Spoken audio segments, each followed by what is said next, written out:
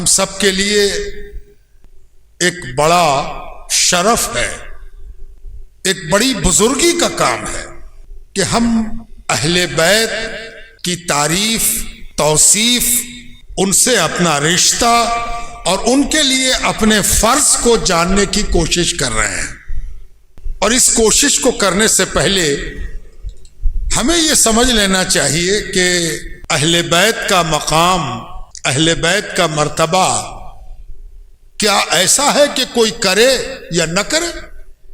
اس کی حیثیت کیا ہے؟ یہ کس مقام کی چیز ہے؟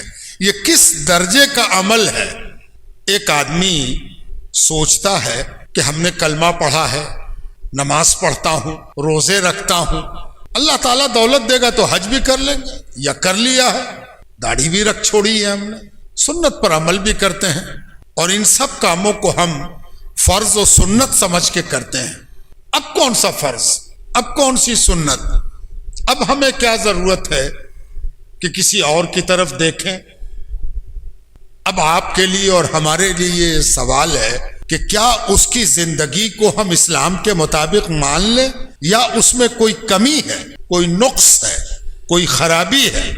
اور آپ جانتے ہیں کہ کسی کام کا ادھورا ہونا، نامکمل ہونا کبھی پسند نہیں کیا جاتا، آپ بھی نہیں کرتے۔ کھاتے کھاتے کوئی آپ کو اٹھا دے تو آپ کہیے گا کھانا بیکار ہو گیا، پانی پیتے پیتے کوئی آپ کو ہلا دے تو آپ کہیے گا ارے پانی تو پی لینے دو۔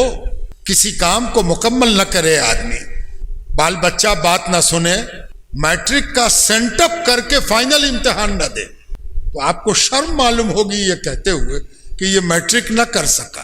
کوئی پوچھے کہ میٹرک نہ کر سکا، یہ تو سینٹ اپ کر گیا تھا نا، فائنل امتحان باقی تھا، تو آپ لجا کے کہیے گا ہاں کیا کہیں بدقسمتی کہ یہ فائنل امتحان نہ دے سکا۔ اہل بیت کیا ہے اور اہل بیت سے شریعت کا رشتہ کیا ہے؟ اہل بیت سے قرآن و سنت کا رشتہ کیا ہے؟ کیا اہل بیت وہ چیز ہے جس کو قرآن ڈیفائن کر رہا، جس کے بارے میں حدیث ہمیں توجہ دلا رہی ہے؟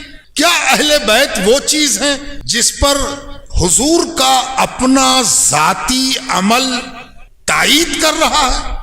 یہ ایک سوالات ہیں، اور جب تک ہم اہل بیت کو قاعدے سے نہ سمجھ لیں تب تک آگے کی منزل بیکار ہے۔